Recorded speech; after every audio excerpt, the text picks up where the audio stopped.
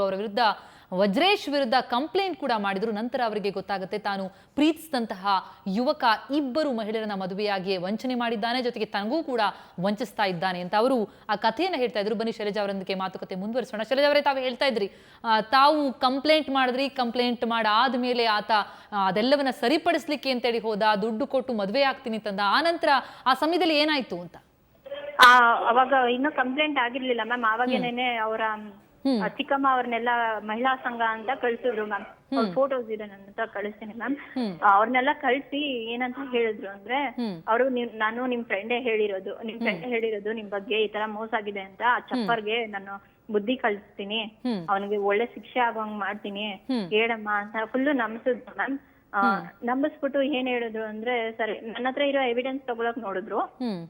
ನಾನು ಯಾವ ಎವಿಡೆನ್ಸ್ ಕೊಟ್ರು, ಫಸ್ಟ್ ಎವಿಡೆನ್ಸ್ ಎಲ್ಲ ಅವನ್ನ ಕರೆಸಿ ಆಮೇಲೆ ಅವ್ನ ಮುಂದೆಗಡೆ ಎಲ್ಲಾ ಎವಿಡೆನ್ಸ್ ಇಡ್ತೀನಿ, ಯಾಕೆ ಗೊತ್ತಿಲ್ಲ ಅಂತ ಹೇಳ್ತಾನೆ. ನಾನೇ ಇರ್ಬೇಕಾದ್ರೆ ಇನ್ಯಾಕೆ ಹೇಳ್ತಾನೆ, ನನ್ ಮುಂದೆಗಡೆನೆ ಕರೆಸಿ ಹೆಂಗ್ ಮಾತಾಡ್ತಿದ್ದೀರಾ ಅಂತ ಹೇಳಿದೆ. ಅವ್ರ ಮಾವ ಪ್ರೆಸ್ ಅಂತ ಬಂದಿದ್ರು.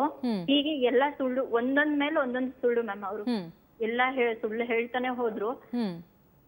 ಆಮೇಲೆ ನನ್ಗೂ ಡೌಟ್ ಬಂತು ಮ್ಯಾಮ್. ನಾನ್ ಈ ರೀತಿ ಯಾರ ಹತ್ರನು ಹೇಳಿಲ್ಲ, ಹೇಗ್ ಬಂದ್ರು, ಅವನ ಹತ್ರ ಒಬ್ನ ಹತ್ರ ಬಿಟ್ರೆ ಯಾರ ಹತ್ರನು ಗೊತ್ತಿರ್ಲಿಲ್ಲ, ನಾನ್ ಕಂಪ್ಲೇಂಟ್ ಕೊಡ್ತೀನಿ ಅಂತ ಅಂದಿದ್ದು.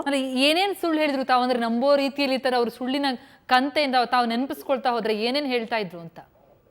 ನಾನು ಈ ತರ ಅವ್ರ ಅಮ್ಮನೇ ಜಾಸ್ತಿ, ಫಸ್ಟ್ ಅವ್ರ ಅಪ್ಪನ ಕೊಲೆ ಮಾಡಿದ್ರು. ಅದು ಏನ್ ಹೇಳಿದ್ರು, ಮಿಲಿಟರಿ ಅವರು ಅವ್ರ ಅಣ್ಣ ತಮ್ಮದಿ ಮಿಲಿಟರಿಲ್ದು ಕೆಲಸ ಮಾಡ್ತಿದ್ದು, ಆಸ್ತಿಗೋಸ್ಕರ ಅಣ್ಣ ತಮ್ಮದಿರ್ನೇ ಸಾಯಿಸ್ಬಿಟ್ರು ಅಂತ ಒಂದ್ ಸುಳ್ಳು ಹೇಳಿದ್ರು. ಆಮೇಲೆ ನಮ್ಮಮ್ಮ ತುಂಬಾ ಕಷ್ಟಪಟ್ಟು ಓದಿ ಲಾಯರ್ ಆದ್ರು ಅಂತ ಇನ್ನೊಂದ್ ಸುಳ್ಳು ಹೇಳಿದ್ರು. ಯಾವ ಲಾಯರು ಅಲ್ಲ ಅವರು, ನಮ್ಗೆ ಅಷ್ಟು ಜಮೀನಿದೆ ಇಷ್ಟು ಜಮೀನಿದೆ ಅಂತ ಒಂದ್ಸರಿ ಹೇಳಿದ್ರು. ನಿಮ್ ಜಮೀನ್ ಇದ್ಕೊಂಡ್ ನಮ್ಗೇನು ಆಗ್ಬೇಕಾಗಿಲ್ಲ, ಮದ್ವೆ ಆಗಿ ಅಂತ ನಮ್ಮ ಮನೇಲಿ ಹೇಳಿದ್ರು ಮ್ಯಾಮ್. ಅದಕ್ಕೆ ಅವರು ಸರಿ ನಮ್ಮ ಮನೇಲೆಲ್ಲ ಬಂದು ಮಾತಾಡಿ ಮದ್ವೆ ಹಾಕ್ತೀನಿ ಅಂತ ಎಲ್ಲ ಹೇಳಿ ಹೋಗಿದ್ರು. ಆಮೇಲೆ ಹಂಗೆಲ್ಲ ಅದೊಂದ್ ಸರಿ ಮಾಡಿದ್ರು. ಮತ್ತಿನ್ನೊಂದ್ ಸರಿ ನನ್ ಕಂಪ್ನಿಗೆ ಹೋಗ್ತಿದ್ದೆ ಕಾಲೇಜ್ ಬಿಟ್ಟು, ಕಾಲೇಜ್ ಹತ್ರನು ಜಗಳ ಆಗಿತ್ತು, ಅವನ ಜೊತೆ ಮಾತಾಡ್ತಿಲ್ಲ ಅಂದಿದ್ದಕ್ಕೆ ಅಲ್ಲೆಲ್ಲ ಬಂದು ಗಲಾಟೆ ಎಲ್ಲ ಮಾಡಿದಾನೆ. ಮತ್ತೆ ಇನ್ನೊಂದ್ಸರಿ ಕಂಪ್ನಿಗೆ ಹೋಗ್ಬೇಕಾದ್ರೆ ಅಲ್ಲಿ ಬಂದು ಗಲಾಟೆ ಮಾಡಿ ಅಲ್ಲಿ ಅವಾಗ ನಮ್ಮ ಮನೇಲೆಲ್ಲ ಬಂದು ನನ್ ಮದ್ವೆ ಆಗೇ ಹೋಗ್ತೀನಿ, ಅಲ್ಲಿ ಕಂಪ್ನಿಲೆಲ್ಲ ತಪ್ಪು ತಿಳ್ಕೊಂಡಿದ್ರು ಮ್ಯಾಮ್ ನನ್ ಬಗ್ಗೆ. ಆ ರೀತಿ ಎಲ್ಲಾ ಮಾಡೋದು, ನನ್ ಬಿಟ್ಟು ನ್ಯಾನ ಮದ್ವೆ ಆಗ್ತೀನಿ, ನೋಡ್ಬಿಡ್ತೀನಿ, ಆ ರೀತಿ ಎಲ್ಲಾ ಇದ್ ಮಾಡ್ಕೊಂಡು ಆಸಿಡ್ ಹಾಕ್ತೀನಿ, ಆ ರೀತಿ ಎಲ್ಲಾ ಬೆದರಿಕೆ ಎಲ್ಲಾ ಹಾಕಿದ್ದ ಮ್ಯಾಮ್. ಅವಾಗ ಬಂದು ಆ ಟೈಮಲ್ಲಿ ತಾವೇನಾದ್ರೂ ಕಂಪ್ಲೇಂಟ್ ಕೊಡುವಂತ ಇದಕ್ ಹೋಗ್ಲಿಲ್ವಾ, ಹೆಜ್ಜೆ ಇಡ್ಲಿಲ್ವಾ? ಅವಾಗ ಏನು ಹೆಜ್ಜೆ ಇಡ್ಲಿಲ್ಲ ಮ್ಯಾಮ್. ಆಮೇಲೆ ಮತ್ತೆ ನಾನೇ ಬೇಕು ಅಂತ ಬಂದಾಗ ಸರಿ ಆಯ್ತು ಮದ್ವೆ ಆಗೋಣ ಅಂತ ಅಂದ್ಬಿಟ್ಟು ಅವತ್ ನಮ್ಮನೇಲಿ ಕರ್ಸಿದ್ರು ಮ್ಯಾಮ್. ಇಬ್ಬರನ್ನು ಕಳ್ಸ್ಬಿಟ್ಟು ಆಮೇಲೆ ಮದ್ವೆ ಮಾತಾಡಿದ್ರು ಮ್ಯಾಮ್. ಆಯ್ತು ಬರ್ತೀನಿ, ಇನ್ನೊಂದ್ ತಿಂಗಳು ನನ್ನ ಅಯ್ಯಪ್ಪ ಮಾಲೆ ಹಾಕಿಸ್ಕೊತಿದ್ದೀನಿ, ಆಮೇಲೆ ಬರ್ತೀನಿ, ಹಾಕ್ಸ್ಕೊಂಡಾದ್ಮೇಲೆ ಹೋಗ್ ಬಂದಾದ್ಮೇಲೆ ಅಲ್ಲಿವರೆಗೂ ಮಾತಾಡಕ್ ಆಗಲ್ಲ ಅಂತ ಎಲ್ಲ ಹೇಳಿದ್ರು ಮ್ಯಾಮ್. ಅದು ಎಲ್ಲ ಸುಳ್ಳೆ, ಎಲ್ಲಾನು ಸುಳ್ಳೆ, ಏನೂನು ನಿಜ ಅಲ್ಲ, ಎಲ್ಲ ಸುಳ್ಳೆ. ಪ್ರತಿ ಒಂದ್ ನಿಮಿಷನೂ ಸುಳ್ಳಿನ ಮಾತೆ ಅವ್ರದ್ದು. ಅಂದ್ರೆ ನಿಮ್ಮ ಮನೆಯವರೆಲ್ಲ ಏನ್ ಹೇಳ್ತಾ ಇದ್ರು ಅವಾಗ ಶೈಲಜಾ ಅವ್ರೆ? ಅಂದ್ರೆ ಅವ್ರಿಗೆ ಏನ್ ಅನಿಸ್ತಾ ಇತ್ತು ಅಂತ? ಮನೆಯಲ್ಲೆಲ್ಲಾರುನು ಇವ್ನ್ ಸುಳ್ಳು, ಇವ್ನ್ ಸರಿ ಇಲ್ಲ, ಬಿಟ್ಬಿಡು ಅಂತ ಹೇಳಿದ್ರು ಮ್ಯಾಮ್. ನಮ್ಮ ಅಣ್ಣ ಅಂದ್ರೆ ನಮ್ಮ ಅಣ್ಣ ನನ್ನ ಮಾತಾಡಿಸ್ತಿಲ್ಲ ಇವಾಗ್ಲೂ, ಅವ್ನ್ ವಿಷಯವಾಗಿ ಮಾತಾಡಿಸ್ತಿಲ್ಲ. ನಾನ್ ತಪ್ಪು ಮಾಡಿದೆ, ಬೇಡ ಬೇಡ ಅಂದ್ರು ನಾನು ಅವನ್ನೇ ಲವ್ ಮಾಡಿದೆ, ಹಾಗಾಗಿ ನಮ್ಮ ಅಣ್ಣನೂ ಮಾತ್ ಬಿಟ್ಬಿಡ ನನ್ ಜೊತೆ. ಈ ರೀತಿ ಆಗ್ತಿದೆ ಮ್ಯಾಮ್. ತಾವು ಅಂದ್ರೆ ಕಂಪ್ಲೇಂಟ್ ಕೊಟ್ರಲ್ಲ, ಕಂಪ್ಲೇಂಟ್ ಕೊಡೋ ಸಂದರ್ಭದಲ್ಲಿ ಅವ್ರ ಕಡೆಯಿಂದ ಏನಾದ್ರು ಬೆದರಿಕೆ ಹಾಕುವಂಥದ್ದು ಆ ತರದೆಲ್ಲ ಘಟನೆಗಳು ನಡೆದುವಾ ಅಂತ ತಾವು ಕಂಪ್ಲೇಂಟ್ ಮಾಡಿದಾಗ? ಮ್ಯಾಮ್ ಆಗಿತ್ತು. ನಮ್ಮಪ್ಪ ಎಳ್ನೀರ್ ಮಾರ್ತಾರೆ, ಅಲ್ಲಿ ಎಲ್ಲ ಬಂದು ನಮ್ಮಪ್ಪಂಗೆಲ್ಲ ಹೊಡ್ದಿ ಎಲ್ಲ ಏಂಟ್ರು ಕೊಟ್ರಿ, ನಿಮ್ ಮಗ್ಳು ಸರಿ ಇಲ್ಲ ಹಂಗೆ ಹಿಂಗೆ ಎಲ್ಲಾ ಹೇಳಿದ್ರು. ನಿಮ್ಗೆಲ್ಲಾ ಬೇಕಾಯ್ತು ಮುಚ್ಕೊಂಡ್ ಮನೇಲಿ ಇರಕ್ ಆಗಲ್ವಾ, ಹಂಗೆ ಹಿಂಗೆ ಎಲ್ಲಾ ಬೆದರಿಕೆ ಹಾಕಿದ್ರು. ಆ ರೀತಿ ಎಲ್ಲಾ ಮಾಡಿದಾರೆ. ಅಂದ್ರೆ ಆ ಟೈಮ್ ನಲ್ಲಿ ಅಂದ್ರೆ ಅವ್ರ ಮನೆಯವ್ರನ್ನ ತಾವು ಕೇಳಿದ್ರ? ಅಂದ್ರೆ ಕಂಪ್ಲೇಂಟ್ ಕೊಡುವಂತ ಸಮಯದಲ್ಲಿ ಅವ್ರ ಮನೆಯವ್ರನ್ನೆಲ್ಲ ಮಾತಾಡ್ತಾರೆ, ಅವ್ರು ಏನ್ ಹೇಳೋರು ಅಂತ? ಈ ರೀತಿ ಮದ್ವೆ ಮಾಡ್ಕೊಳ್ತೀನಿ, ಮಗಳ ತರ ನೋಡ್ಕೊಳ್ತೀನಿ ಅನ್ನುವಂತೆಲ್ಲ ಮಾತನಾಡಿದವ್ರು ಆ ಸಂದರ್ಭದಲ್ಲಿ ಏನ್ ಹೇಳ್ತಾ ಇದ್ರು? ಆ ಸಂದರ್ಭದಲ್ಲಿ ಏನಂದ್ರು ಅಂದ್ರೆ, ನೀವು ಮಾತಾಡೋದೆ ನೀವ್ ಸರಿ ಇಲ್ಲ, ನಿಮ್ ಸರಿ ಇಲ್ಲ ಅಲ್ಲ. ನಮ್ಮಪ್ಪ ಅಮ್ಮ ವ್ಯಾಪಾರ ಮಾಡ್ತಾರೆ, ಅದಕ್ಕೂ ದುಡ್ಡು ಇಲ್ದಿರೋ ನೋಡಿನೇ ತಾನೇ ನೀವು ನನ್ನ ಲವ್ ಮಾಡಿದ್ದು. ದುಡ್ಡಿದ್ದಾಗೆ ಒಂಥರ, ದುಡ್ಡು ಇಲ್ದಾಗೆ ಒಂಥರ ಏನ್ ಇದಿದ್ಯಾ ಅದಕ್ಕೆ ಅಂತ ಎಲ್ಲ ಕೇಳ್ದೆ.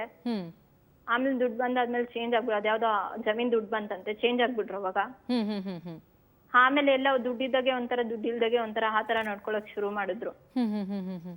ಆಮೇಲೆ ನಮ್ಮಮ್ಮನ ವಯಸ್ಸು ಚಿಕ್ಕ ವಯಸ್ಸು, ನಮ್ಮಮ್ಮನೂ ಸರಿ ಇಲ್ಲ, ನಮಗ ಅಪ್ಪ ಇಲ್ಲ ಅಂತ ಹೇಳಿದಾರೆ. ನಮ್ಮಪ್ಪ ಇದಾರೆ, ನಮ್ಮಪ್ಪ ಇಲ್ಲ ಅಂತ ಎಲ್ಲ ಅದೇ ಅವ್ರ ರೂಪ ಅವ್ರನ್ನ ಮದ್ವೆ ಆಗಿದಾರಲ್ಲ ಅವ್ರ ಹತ್ರ ಹೇಳಿರೋದು.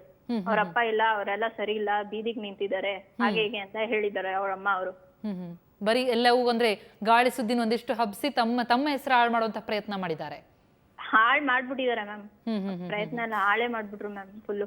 ಅವ್ರ ಫ್ರೆಂಡ್ಸು ಅಲ್ಲಿ ತಲಗಟ್ಪುರದಲ್ಲಿ ಸ್ವಲ್ಪ ಜನ ಇದಾರೆ ಮ್ಯಾಮ್. ಅವ್ರ ಹತ್ರ ಎಲ್ಲ ಹೇಳಿ ಭರತ್ ಅಂತ ಅವನು ಮತ್ತೆ ಇನ್ನೊಂದ್ ಸ್ವಲ್ಪ ಜನ ಹುಡುಗರು ಇದಾರೆ ಮ್ಯಾಮ್. ಅವ್ರ ಹತ್ರ ಎಲ್ಲ ಅವ್ರಿಗೆ ಪಾಪ ಏನು ಗೊತ್ತಿಲ್ಲ, ತುಂಬಾ ಒಳ್ಳೆ ಹುಡುಗರು. ಅವ್ರ ಹತ್ರ ಎಲ್ಲ ಪಾಪ ಅವ್ರನ್ನ ನಂಬಿಸಿದ್ರು, ಒಳ್ಳೆ ಅಣ್ಣ ಅಂತ ನಂಬಿಸಿದ್ರು ಮ್ಯಾಮ್. ಅವ್ರುನು ಹಂಗಾಗಿ ನನ್ ಬಗ್ಗೆನು ತಪ್ಪು ರೀತಿಗೆ ಮಾತಾಡಿದ್ರು. ಪಾಪ ಅವ್ರ ಹೆಸರು ಹಾಳಾಗಂಗ್ ಮಾಡಿದ್ರು, ಆ ಅಣ್ಣನ ಹೆಸರುನು ಆ ರೀತಿ ಮಾಡಿದಾರೆ ಮ್ಯಾಮ್. ಶೈಲಜಾ, ಏನನ್ಸುತ್ತೆ ಅಂದ್ರೆ ಯಾವುದೇ ರೀತಿಯಲ್ಲೂ ನಂಬಿಕೆಗೆ ಅರ್ಹ ಅಲ್ಲದೆ ಇರೋನ್ನ ಪ್ರೀತಿಸ್ಬಿಟ್ಟೆ ಅಂತ ಅನ್ಸುತ್ತೆ ಮ್ಯಾಮ್. ಅನ್ಸೋದು ದಿನ ಅದೇನೆ ಮ್ಯಾಮ್, ಯಾವಾಗ್ಲೂ ಅದೇನೆ ನೋವು. ಅವನಿಂದಾಗಿ ಕಾಲೇಜ್ ಎಲ್ಲ ಬಿಟ್ಟಂಗಾಯ್ತು. ಎಲ್ಲರ ದೃಷ್ಟಿಲೂ ಕೆಟ್ಟೋಳದೆ, ಮನೆಯವ್ರ ದೃಷ್ಟಿಲೂ ಕೆಟ್ಟೋಳದೆ, ಹಾಗೆ ಆಗಿದ್ದು ಮ್ಯಾಮ್. ಮತ್ತೆ ಆ ತರದ ವಂಚನೆ ಮುಂದುವರಿಸ್ಕೊಂಡೇ ಹೋಗ್ತಾ ಇದ್ದಾರೆ ಆಸಾಮಿ. ಹ್ಞೂ ಮ್ಯಾಮ್, ನಿಲ್ಲಿಸ್ಲಿಲ್ಲ ಅವನು. ನಿಲ್ಸಿ ಅವಾಗ ಬೇಲ್ ಕೊಡ್ಸಾದ್ಮೇಲೆ ಮದ್ವೆ ಯಾವಾಗ ಆಗ್ತೀರಾ ಅಂತ ಎಲ್ಲ ಕಾಲ್ ಮಾಡಿ ಮೆಸೆಂಜರ್ ಅಲ್ಲಿ ಕಾಲ್ ಮಾಡಿದ್ರೆ ನಂಬರ್ ಚೇಂಜ್ ಆಗ್ಬಿಟ್ಟಿತ್ತು. ವಾಟ್ಸಪ್ ಮೆಸೆಂಜರ್ ಅಲ್ಲಿ ಕಾಲ್ ಮಾಡಿದಾಗ ಅವಾಗ ನಾನೇನ್ ಮದ್ವೆ ಆಗ್ಬೇಡ, ನನ್ನ ಮದ್ವೆ ಆಗ್ತೀನಿ ಅಂದ್ಬಿಟ್ಟು ಇವಾಗ ಇನ್ನೊಂದ್ ಮದ್ವೆ ಆಗಕ್ ಹೋಗಿದ್ಯಾ ಹಾಗೆ ಹೀಗೆ ಅಂತೆಲ್ಲ ಕೇಳಿದಾಗ ನಾನ್ ಯಾವ್ದು ಆಗ್ತಿಲ್ಲ. ಶೈಲಜಾ, ಹಾಗೆ ಲೈನಲ್ಲಿ ಇರಿ, ನಿಮ್ಮೊಂದಿಗೆ ಮಾತನಾಡ್ತೀನಿ. ಆದ್ರೆ ಇದಕ್ಕೂ ಮುನ್ನ ವಜ್ರೇಶ್ ಅವರ ಸಂಬಂಧಿ ರವಿ ಅನ್ನೋರು ನಮ್ಮ ಜೊತೆ ದೂರವಾಣಿ ಸಂಪರ್ಕದಲ್ಲಿದ್ದಾರೆ. ರವಿ ಅವರೇ ನಮಸ್ಕಾರ. ರವಿ ಅವರೇ, ತಮ್ಮ ಸಂಬಂಧಿ ವಜ್ರೇಶ್ ಅವರ ಕಥೆ ಏನಿದು ಅಂತ, ಹೀಗೆ 3-4 ಜನ ಹೆಣ್ಮಕ್ಳಿಗೆ ವಂಚನೆ ಮಾಡಿದ್ದಾರೆ, ತಮ್ಗೆ ಇದ್ರ ಬಗ್ಗೆ ಗೊತ್ತಾ ಅಂತ? ಮೇಡಮ್ ಗೊತ್ತಾಯ್ತು. ಬಹುಶಃ ಇವನ್ನ ಇದೇ ರೀತಿ ಮುಂದುವರಿಸಿದ್ರೆ ಒಂದ್ 10 ವರ್ಷದಿಂದ ಈ ರಾಜ್ಯದಲ್ಲಿ ಕ್ರಿಮಿಕಿತ ಒಬ್ನು ರೇಪಿಸ್ಟ್ ಉಮೇಶ್ ರೆಡ್ಡಿ ಅಂತ ನೆನಪು ಮಾಡ್ಕೋಬೇಕಾಗುತ್ತೆ ಈ ಸಂದರ್ಭ ಮೇಡಮ್. ಎರಡನೇ ಉಮೇಶ್ ರೆಡ್ಡಿ ಅಂತಕ್ಕಂತ ಮಾತು ಈ ಸಂದರ್ಭ ನಾನು ಪ್ರಸ್ತಾಪನೆ ಮಾಡ್ತೀನಿ. ಸಮಾಜಕ್ಕೆ ಇವರು ಒಂಥರ ಕಂಟಕರು, ಗೌರವಾನ್ವಿತ ಹೆಣ್ಮಕ್ಳು ಸಮಾಜ ಕ್ಷೇತ್ರದಲ್ಲಿ ಬಹಳ ಕಷ್ಟ. ಅಲ್ಲ, ತಮಗ್ ಗೊತ್ತಲ್ವಾ ವಜ್ರೇಶ್ ಯಾವ ರೀತಿ ವ್ಯಕ್ತಿ ಅಂತ, ಈ ತರ ಮಾಡ್ತಾನೆ ಅಂತ ಗೊತ್ತಿತ್ತಾ? ಇಲ್ಲ, ಪ್ರಾರಂಭದಲ್ಲಿ ನಮ್ಗೆ ಗೊತ್ತಿರಲಿಲ್ಲ. ಪ್ರಾರಂಭದಲ್ಲಿ ಇವನು ಒಳ್ಳೆ ಹುಡುಗ ಹಾಗೆ ಹೀಗೆ ಅನ್ಕೊಂಡಿದ್ವಿ. ಜೊತೆಗೆ ಅವನು ಒಬ್ಬ ಕ್ರಿಕೆಟ್ ಆಡ್ತಾರ ಅನ್ಕೊಂಡು ನಾವು ತರ ಸ್ನೇಹ ನೋಡ್ಕೊಂಡಿದ್ವಿ. ನಂತರ ಇವನ ಬೆಳವಣಿಗೆಗಳು, ಇವನ ಒಂದು ಗುಣಗಳು ನೋಡ್ತಾ ಇದ್ರೆ ಇವನು ಬರೀ ಅಮಾಯಕ ಹೆಣ್ಣು ಮಕ್ಕಳಿಗೆ ಇದು ಮಾಡ್ತಕ್ಕಂಥ ಇದ್ ಮಾಡೋದು ಇದೆಲ್ಲ ನಮ್ಗೆ ಗಮನಕ್ಕೆ ಬಂತು. ಅಲ್ಲ, ಮೊದಲನೇ ಮದುವೆ ಆಗುವಾಗ ತಮಗ್ ಗೊತ್ತಿತ್ತಾ? ಇಲ್ಲ ಮೇಡಮ್, ನಮ್ಗೆ ಗೊತ್ತಿರ್ಲಿಲ್ಲ ಮದುವೆ ಆಗ. ಅದು ಗೊತ್ತಿಲ್ಲ. ಈಗ ಎರಡನೇ ಮದುವೆ ಆಗುವಂತ ಸಂದರ್ಭದಲ್ಲಿ ಅವನಿಗೆ ಯಾರು ಆತ್ಮೀಯವಾಗಿ ಅವನಿಗೆ ಒಳ್ಳೆ ವಿಚಾರವನ್ನ ಮತ್ತು ಒಳ್ಳೆ ಬುದ್ಧಿ ಹೇಳ್ತಾರೋ ಅವ್ರಿಗೆ ಯಾರಿಗೂ ಈ ತರದ ಅವನು ಸಂಪರ್ಕ ಕೊಡ್ತಾ ಇರ್ಲಿಲ್ಲ. ಯಾರು ಇವನು ಒಂದು ಕೆಟ್ಟಗಳಿಗೆ ಯಾರು ಇವನಿಗೆ ಕೋಪರೇಟ್ ಮಾಡ್ತಿದ್ರು ಅಂತವ್ರಿಗೆ ಮಾತ್ರ ಇವನು ಆಟೋ ಸಂಪರ್ಕ ಕೊಡ್ತಾ ಇದ್ರು. ಆಮೇಲೆ ನಾವು ಇವ್ ನೋಡಿದ್ವಿ, ಇವನು ಏನು ಒಂಥರ ಕೆಟ್ಟ ಇವನು ಅಂತಕ್ಕಂಥ ನೋಡಿದಾಗ ಇವನ್ನೆಲ್ಲ ನಾವು ದೂರ ಇಟ್ಟಿದ್ವಿ. ನಂತರ ಇದೆಲ್ಲ ಬೆಳೆಸಿದ್ರು ಬಂದಾಗ ಕೆಲವರು ಹೆಣ್ಣು ಮಕ್ಕಳೆಲ್ಲ ನಮ್ಗೆ ಅವಾಗ ನಾ ಸಂದರ್ಭದಲ್ಲಿ ಫೋನ್ ಮಾಡಿದಾಗ, ಏನಮ್ಮ ನೀವು ಒಳ್ಳೆ ಗೌರವಾನ್ವಿತ ಬಂದಿರ್ತಕ್ಕಂಥ ಹೆಣ್ಮಕ್ಳು, ಸಮಾಜದಲ್ಲಿ ನೀವು ಇವರು ಹಾಕೊಳ್ತಕ್ಕಂತ ತಳುಕ್ ಬಟ್ಟೆಗಳಿಗೆಲ್ಲ ನೀವು ಯಾಮಾರಿ ಈ ತರ ನೀವು ಮೋಸ ಹೋಗ್ತಿರಲ್ಲ, ನೀವು ಕುಟುಂಬಕ್ಕೆ ಒಳ್ಳೆ ಏನ್ ಹೆಸರು ತರ್ತೀರಿ, ಯಾಕೆ ಈ ತರ ಯಾಮಾರ್ತೀರಿ ಅಂತಂದಾಗ ಅವರು ನಮ್ಗೆ ಗೊತ್ತಿಲ್ಲ ಹಾಗೆ ಹೀಗೆ ಅಂತ ಹೇಳ್ಬಿಟ್ಟು ಕೆಲವರು ಹೆಣ್ಮಕ್ಳು ನಮಗೂ ಕೂಡ ಫೋನ್ ಮಾಡಿ. ಅಲ್ಲ, ಈ ರೂಪಾ ಅವರ ಮದುವೆ ಆಗೋ ಸಮಯದಲ್ಲಿ ತಮಗ್ ಗೊತ್ತಿರ್ಲಿಲ್ವಾ ಆತ ಹೀಗಿರೋಂತ ವ್ಯಕ್ತಿ ಅಂತ ಏನಾದ್ರು ಗೊತ್ತಿತ್ತಾ? ನಾನು ಆಗ್ಲೇ ಹೇಳಿದ್ದಲ್ಲ, ಅವನಿಗೆ ಒಳ್ಳೆ ರೀತಿಯಲ್ಲಿ ಇರ್ತಕ್ಕಂಥವ್ರು, ಒಳ್ಳೆ ಸ್ನೇಹ ಇರ್ತಕ್ಕಂಥವ್ರಿಗೆ ಯಾರು ವಿಚಾರ ಹೇಳ್ತಾ ಇರ್ಲಿಲ್ಲ ಅವ್ರು.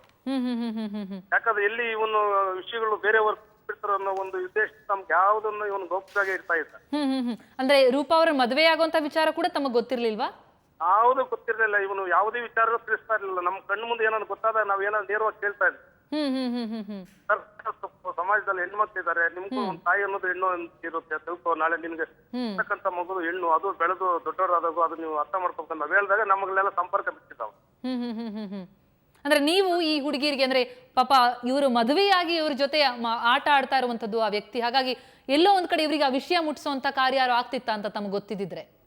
ಖಂಡಿತ ಮೇಡಮ್, ಖಂಡಿತ ನಾನು ಆ ಕೆಲಸ ಖಂಡಿತ ಮಾಡೇ ಮಾಡ್ತಾರೆ. ಇವ್ರು ಏನಾದ್ರು ನಮ್ ಗಮನಕ್ಕೆ ಬಂದಿದ್ರೆ ನಾನು ನೇರವಾಗಿ ಹೋಗಿ ಆ ಕುಟುಂಬಕ್ಕೆ ಹೋಗಿ ಅವ್ರಿಗೆ ನಾನು ಮಾಹಿತಿ ಕೊಡ್ತದೆ, ಇವ್ನು ಸರಿ ಇಲ್ಲ. ಈಗ ಯಾಕಂದ್ರೆ ಅವರು ಯಾವುದೇ ಒಂದು ಹೆಣ್ಣು ಮೇಡಮ್, ಈ ಹೆಣ್ಣು ದೇಶಕ್ಕೆ ಕಣ್ಣು ಅಂತಾರೆ, ನಾವು ಆ ತರ ದೃಷ್ಟಿಯಿಂದ ನೋಡ್ತಾ ಇದ್ವಿ, ತೋರಿಸ್ತೀವಿ. ಇಂಥ ಸಂಸ್ಥೆಗೆ ನಿಮ್ಮಂತ ಮಾಧ್ಯಮಗಳ ಮುಖಾಂತರ ಈಚೆ ತಿಳಿದು ಒಂದು ಸಮಾಜಕ್ಕೆ ಒಂದು ಒಳ್ಳೆ ಮೆಸೇಜ್ ಕೊಡ್ತಕ್ಕಂಥದ್ದು ಆಗ್ಲಿ ಮೇಡಮ್. ಎಸ್, ತಾವು ಸಂಬಂಧಿಯಾಗಿ ಅವರ ವಿರುದ್ಧ ನಿಂತು ಮಾತನಾಡ್ತಾ ಇರೋದು ನಿಜಕ್ಕೂ ಕೂಡ ವಂಚಕರನ್ನ ಬಯಲಿಗೆಳೆಯುವಂತಹ ಕಾರ್ಯ ಆಗ್ಬೇಕಾಗಿದೆ. ಅದು ಬಯಲಿಗೆ ಬಂದಿದೆ ಕೂಡ, ಆದರೆ ನಿಜಕ್ಕೂ ವಂಚಕನ ಹಿಬ್ಬೆಂದಿಗೆ ತಾವಿಲ್ವಲ್ಲ ಅಂತ ಅನ್ನೋದು ಸಮಾಧಾನ. Thank you so much Ravi ಅವರೇ, ಸುವರ್ಣ ನ್ಯೂಸ್ನೊಂದಿಗೆ ಮಾತನಾಡಿದ್ದಕ್ಕೆ. ನಿಜಕ್ಕೂ ಅಚ್ಚರಿಯಾಗುತ್ತೆ. ಸಾಲು ಸಾಲು ಹುಡುಗಿಯರಿಗೆ ಈ ರೀತಿಯಲ್ಲಿ ಮೋಸವನ್ನ ಮಾಡ್ತಲೇ ಬಂದಿದ್ದಾನೆ, ಆದರೂ ಕೂಡ ಕಿಂಚಿತ್ತು ಪಶ್ಚಾತ್ತಾಪ ಇಲ್ಲದಂತಹ ಮನುಷ್ಯ. ಆದರೆ ಈ ಹುಡುಗಿಯರು ಈಗ ಮತ್ತೆ ಇನ್ನೊಂದು ಹುಡುಗಿಗೆ ಮೋಸ ಆಗಬಾರದು ಅನ್ನುವಂತಹ ನಿಟ್ಟಿನಲ್ಲಿ ಹೊರಬಂದು ಮಾತನಾಡ್ತಾ ಇರುವಂಥದ್ದು.